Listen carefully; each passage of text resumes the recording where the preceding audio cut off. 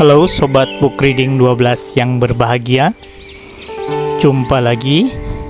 Kita akan melanjutkan pembacaan buku kita, masih dengan buku Rahasia Basmalah, lebih dekat dengan Allah melalui asmanya, karya Imam Khomeini.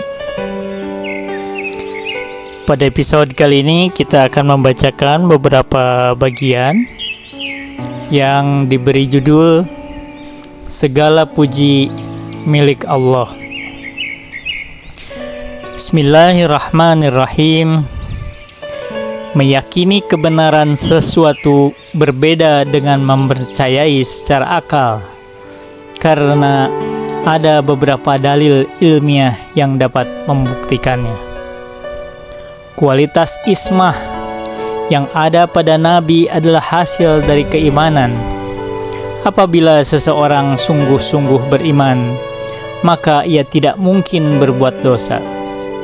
Jika Anda percaya bahwa seseorang dengan pedang terhunus, siapa yang memenggal kepala Anda jika melontarkan kata-kata yang menentangnya?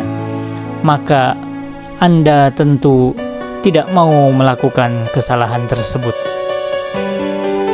Seseorang yang percaya bahwa jika ia bergunjing, meskipun hanya satu kata, di akhirat lidahnya akan tumbuh sejauh jarak antara ia dan orang yang ia gunjingi. Dan jika ia percaya bahwa orang yang bergunjing akan menjadi santapan anjing di neraka dengan gayangan yang tak berakhir, maka ia tidak akan pernah bergunjing. Kita mau bergunjing andai kita tidak percaya hari pembalasan. Seseorang yang percaya bahwa segala tindakannya akan dibalas di akhirat, bahwa perbuatan baik akan dilihat sebagai sesuatu yang baik, buruk jika ia melakukan sesuatu yang buruk, dan bahwa ia akan dihisab, maka akan menjauhkan diri dari berbuat dosa. Kita harus percaya bahwa orang yang bergunjing akan dimintai pertanggungjawabannya, dan bahwa surga menunggu orang-orang yang beriman dan berbuat baik. Kita harus mempercayai ini, jangan sekedar dipahami dengan akal, karena terdapat perbedaan yang besar antara persepsi rasional dan keyakinan melalui hati. Tentu hati di sini bukan yang bersifat fisik. Manusia secara rasional mungkin dapat mengerti suatu kebenaran, namun karena tak benar-benar mempercayainya, mereka tidak akan bertindak yang sesuai dengannya. Hanya jika mereka benar-benar mempercayainya, maka mereka akan bertindak sesuai dengannya. Iman merupakan kepercayaan seperti ini yang mendorong manusia untuk bertindak. Semata-mata mengetahui tentang Rasul tidaklah apa-apa. Yang berguna adalah beriman padanya. Membuktikan bahwa Allah tidaklah cukup. Manusia harus beriman kepadanya dan menaati segala perintahnya dengan sepenuh hati. Jika manusia percaya bahwa ada wujud yang menciptakan dunia ini, bahwa manusia akan dimintai pertanggungjawaban kelak di akhirat, bahwa kematian bukanlah akhir dirinya, tetapi peralihan ke tahap yang lebih sempurna, maka keyakinan seperti itu akan menghalanginya dari berbuat dosa. Bagaimana seseorang harus percaya?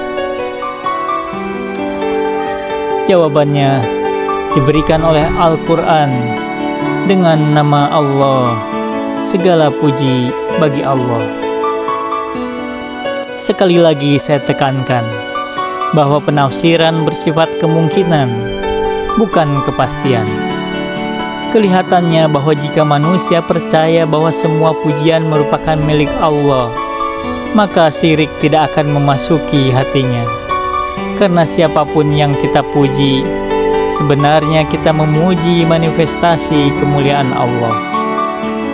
Jika orang menyusun syair pujian untuk Rasul atau Imam Ali, maka pujiannya itu adalah untuk Allah, karena Rasul dan Imam tak lain adalah manifestasi keagungan Allah, dan karena itu pujian untuk mereka adalah pujian untuk Allah dan manifestasinya. Orang yang yakin bahwa puji bagi Allah tidak akan sombong dan memuji diri. Manusia akan sombong kalau dia tak tahu siapa dirinya.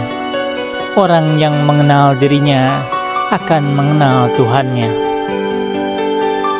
Jika seseorang benar-benar percaya bahwa dia tidak berarti apa-apa, bahwa segalanya milik dia, maka ia akan mengetahui Tuhannya.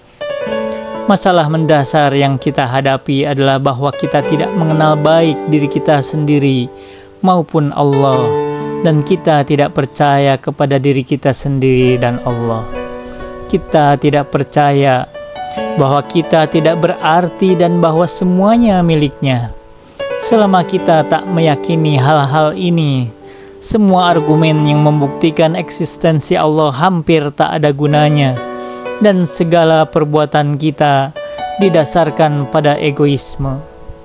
Segala klaim atas kepemimpinan adalah hasil dari kesombongan diri. Segala bencana yang menimpa manusia berasal dari kesombongan diri. Manusia mencintai dirinya dan ingin dipuji orang lain, tapi ini adalah kekeliruannya. Dia tidak sadar bahwa dirinya bukan apa-apa dan bahwa dia adalah milik wujud. Semua kesengsaraan kita berasal dari kesombongan dan keinginan untuk dipuji.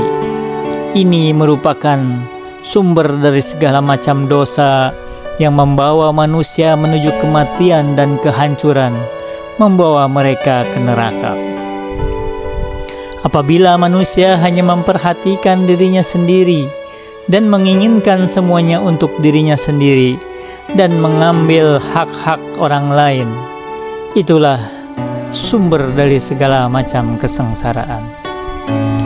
Tampaknya Al-Quran dimulai dengan masalah yang mencakup segala masalah. Ketika Allah berfirman, "Segala puji bagi Allah," kita merasa bahwa di hadapan kita banyak sekali masalah. Al-Quran tidak mengatakan bahwa sebagian puji milik Allah. Itu berarti bahwa jika seseorang berkata pada orang lain, "Saya tahu bahwa Allah Maha Kuasa, tapi saya tetap memujimu, bukan Allah," sekalipun pujiannya terhadap Allah. Segala puji bagi Allah berarti bahwa semua pujian dalam segala kondisi adalah miliknya. Ayat ini memecahkan banyak problem dan cukup untuk membersihkan hati dari segala bentuk syirik bila kita benar-benar meyakini kebenaran ayat ini.